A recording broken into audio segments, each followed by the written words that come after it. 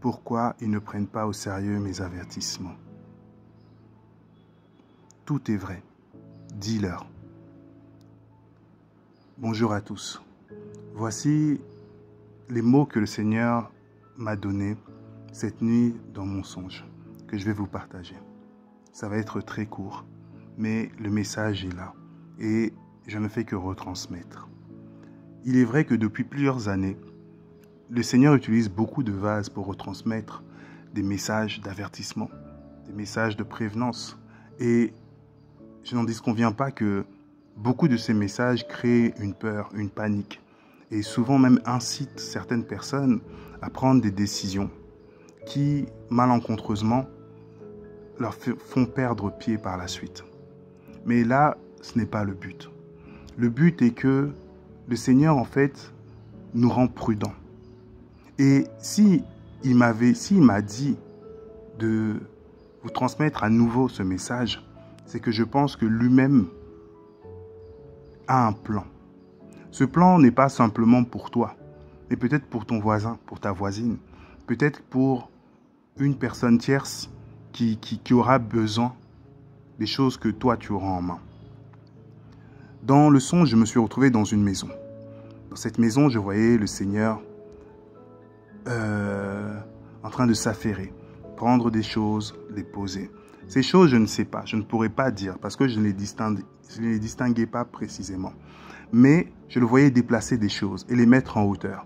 Et une pensée m'a traversé l'esprit à ce moment-là où je me suis dit, tiens, il va y avoir une inondation. Et juste avant ça, c'est là qu'il m'avait dit, tout en travaillant, pourquoi ils ne prennent pas au sérieux mes avertissements.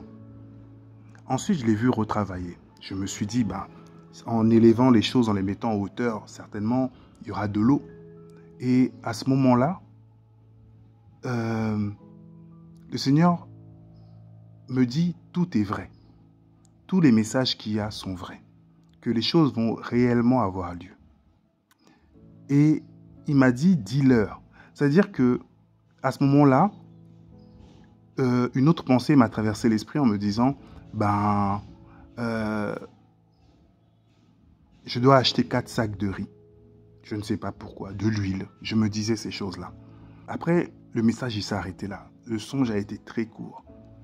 Mais c'est vraiment pour nous encourager, pour nous ramener de la prudence.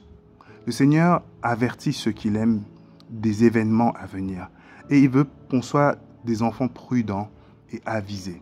Mais il ne faut pas regarder simplement à soi ou à de la peur. Non, justement, s'il nous demande de faire ça, c'est parce qu'il sait que certainement, on pourra aussi aider quelqu'un au travers de ces choses-là.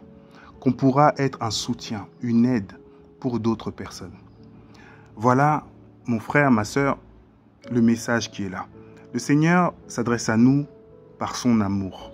Il s'adresse à nous dans sa sagesse. Laissons parfois nos raisonnements de côté et apprenons à écouter. Vous savez, dans la gouvernance, il existe plusieurs types de gouvernance. Il existe celle qu'on va appeler directive. On te donne un ordre, une injonction, et auquel tu dois répondre. Il y a celle qu'on va appeler par exemple semi-directive. Ça veut dire que on te donne des ordres, mais tu as une part aussi d'autonomie. Il y a celle qu'on va appeler participative, là où on te sollicite, ou co-participative.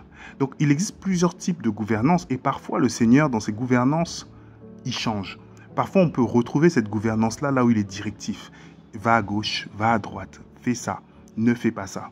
Parfois, il va nous demander d'être aussi co-participants. Toi, tu fais ça, tu fais ta part et je fais ma part. Ou des fois, semi. Donc ça veut dire que dans ses facettes et dans sa grandeur, parfois il nous laisse être participants, mais parfois il prend les choses totalement en main. Et c'est pour ça que lorsque le Seigneur nous avertit en disant « faites ça », c'est plus dans le cadre de la direction. Donc c'est-à-dire qu'il est dans la directive. Et il nous demande d'obéir parce qu'il y a un plan derrière. Mais ce plan-là ne concerne pas seulement nous, mais peut concerner ton voisin, ta voisine, ton frère, ta sœur, ta mère, ton père. Peu t'importe, tu ne sais pas. Voilà pourquoi je viens encore nous conseiller de faire quelques réserves de nourriture parce que les lendemains seront difficiles. Mais pas par peur, parce que le Seigneur, lui, vient justement nous préparer à ça. Lorsque Noé est rentré dans l'arche, il avait de la réserve. Il avait de la nourriture. Et c'est pour ça que je nous encourage à cela. Je vous dis, demeurez bénis et à bientôt.